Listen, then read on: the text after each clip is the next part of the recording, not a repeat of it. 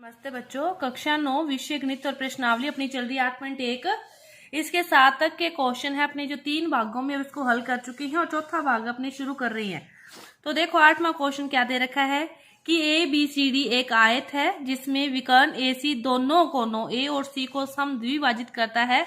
तो अपने को क्या बताना है कि ABCD एक वर्ग है। तो सबसे पहले इसने क्या रखा है कि A व C दोनों कोनों को वो क्या करता है, समद्विभाजित करता है। तो अपने कोई भी आप जैसे चतुर्भुज ले लो ABCD और ये जैसे विकर्ण है A व C को ये क्या कर रहा है, समद्विभाजित कर रहा है कि 1 और 2 बराबर है। इसने क्या दिया है पहले वो ही लिख लो। इसने लिखा है कि ABCD एक आयत है और इसके अकॉर्डिंग क्या है, कोण 1 कोण 2 के बराबर है दिया है। इसी तरह जो कोण 3 है वो कोण 4 के बराबर है, ये भी क्या है दिया है। कोण 1 2 के बराबर है, 3 4 के बराबर है। ठीक है, अब ABCD आयत है तो AB क्या है, समांतर है DC के या CD के।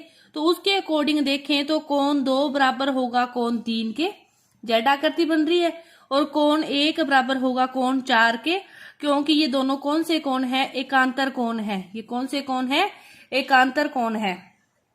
ये तो इसने दे रखा है ये दोनों बराबर होंगे क्योंकि ये कौन से कोण है, एकांतर कोण है। तो अपने देखें कि जो 3 है वो किसके इक्वल है, 4 के, और 3 इक्वल है 2 के, 1 इक्वल है 2 के, 2 इक्वल है 3 के, 3 4 के, तो 1 भी 4 के हो गया या 1 भी 3 के हो गए, कैसे भी कह सकते हो। इन तीनों समीकरणों से देखे तो देखो 1 इक्वल है 2 के, तो 2 इक्वल है किसके, 3 के। तो अपने यहां से क्या लिख सकते हैं, कोण 1 भी इक्वल है 3 के।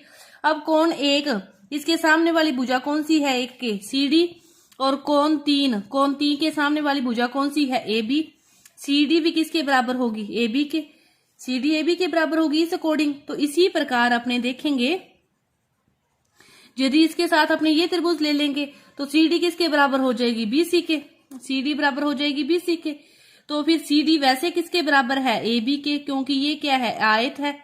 यहां से तो अपने निकाली CD बराबर है AD आएगा, सॉरी यहाँ पे, और AB है ये अपने को दिया हुआ है, ये क्या है, एक आयत है। तो इस सभी को देखें तो अपने पास क्या निकल के सामने आया कि चारों भुजाएं बराबर है, CD BC और AD, तो चारों भुजाएं बराबर है।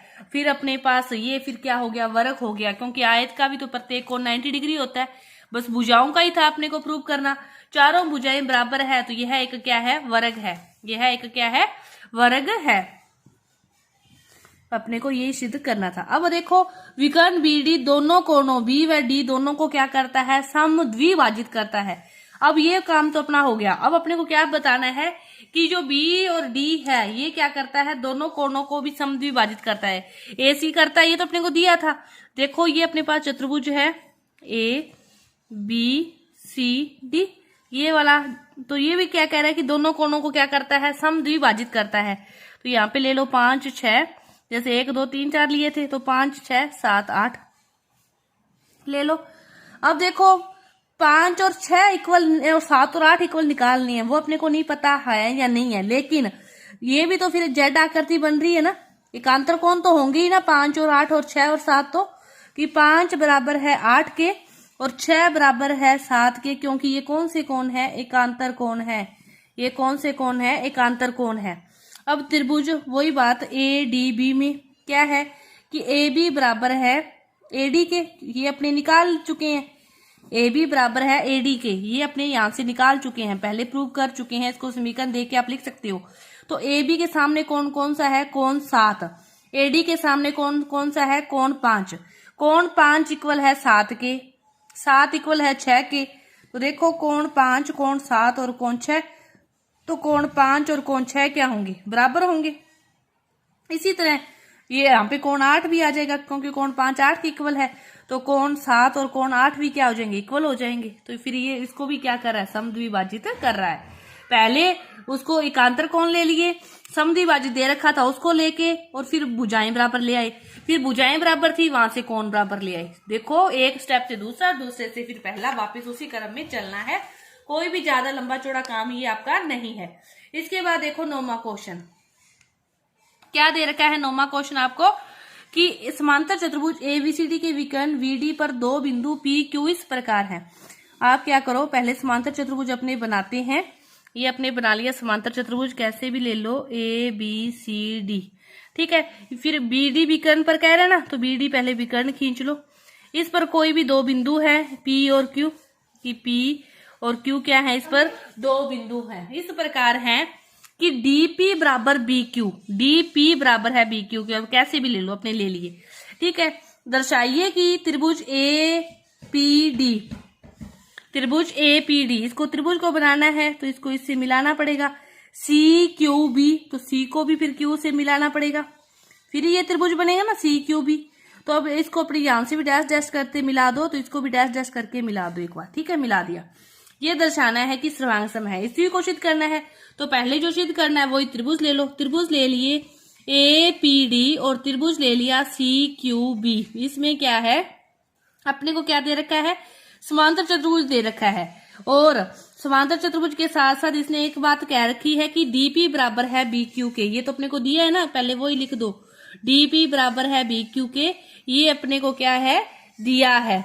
अब देखो ये समांतर चतुर्भुज है, ठीक है, तो फिर ये वाले कोण भी तो बराबर होंगे ना। ADP किसके बराबर होगा, CBQ के, एकांतर कोण है, क्योंकि ये ADP कोण बराबर होगा CBQ के। कौन से कोण है ये, एकांतर कोण है, एकांतर कोण है। और समांतर चतुर्भुज की सम्मुख भुजाएं भी तो बराबर होती है, BC बराबर AD, क्योंकि ये कौन सी भुजाएं हैं, ये सम्मुख भुजाएं हैं।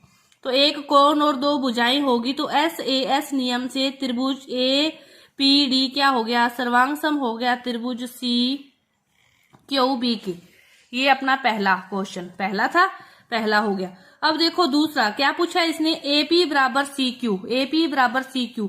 तो चूंकि ये क्या है, सर्वांग सम है, तो AP बराबर CQ होगा, क्योंकि सर्वांग सम त्रिभुजों के संगत भाग क्या होते हैं, बराबर होते हैं, संगत भाग बराबर होते हैं, तो इसी का भाग है, ये बराबर होगा। अब तीसरा अपने को प्रूव करना है AQB जो त्रिभुज है और CPD त्रिभुज को सर्वांग सम। तो त्रिभुज ले लो AQB और दूसरा त्रिभुज ले लो CPD, AQB और CPD ले लिया। AB और CD तो बराबर होंगे, क्योंकि समांतर चतुर्भुज की सम्मुख भुजाएं हैं। AB बराबर हो गए CD के, और अपने को जो दे रखा है फिर वो भी आएगा इसमें, क्योंकि DP बराबर है BQ के, ये भी अपने को दिया हुआ है उसने। ये तो समांतर चतुर्भुज की भुजाएं हैं इसलिए आ रहा। ये कौन सी है, दिया है, दिया है। फिर देखो ये भी तो फिर जेड आकृति बनेगी, तो एकांतर कोण ये वाले भी तो इसमें आएंगे। कौन से कोण त्रिभुज है, CPD और दूसरा त्रिभुज क्या है, AQB, तो एकांतर कोण तो इसमें कौन से आएंगे, ABQ, हाँ ये वाला आएगा। ABQ त्रिभुज है वो इसके बराबर D के, CDP कोण बराबर होगा ABQ के, क्योंकि कौन सा कोण है, एकांतर कोण है। अब हो गया फिर वही SAS नियम से त्रिभुज AQB क्या है, सर्वांग सम है त्रिभुज CPD के, ये भी प्रूव हो गया। अब AQ बराबर CP पूछा उसने, तो फिर वही इससे आ जाएगा AQ बराबर CP, क्योंकि संगत भाग सर्वांग सम त्रिभुजों के क्या होते हैं, बराबर होते हैं। फिर अपने पास जो रह गया वो क्या रह गया, अपने को प्रूव करना कि जो APCQ क्या है, एक समांतर चतुर्भुज है, ये अपने को प्रूव करना है। तो देखो APCQ में कौन सा है, APCQ में अपने क्या क्या निकाल चुके हैं, AP बराबर CQ, AP बराबर CQ निकाल चुके हैं, लिख देना, ऊपर सिद्ध किया, चाहे कोई समीकरण दे देना, ठीक है। दूसरा अपने निकाल चुके हैं AQ बराबर CP, AQ बराबर CP, ये भी ऊपर सिद्ध कर चुके हैं। तो देखो AP बराबर CQ, AQ बराबर CP, सम्मुख भुजाएं बराबर है, तो फिर APCQ भी क्या है, एक समांतर चतुर्भुज है। समांतर चतुर्भुज में क्या होती है, सम्मुख भुजाएं बराबर होती है, वो ये अपने पहले ही प्रूव कर चुके हैं, निकाल चुके हैं। तो ये क्या है, अपना 9वां क्वेश्चन है वो पूरा हुआ। 10 से आगे के जो क्वेश्चन है वो अपने अगली वीडियो में करेंगे। धन्यवाद।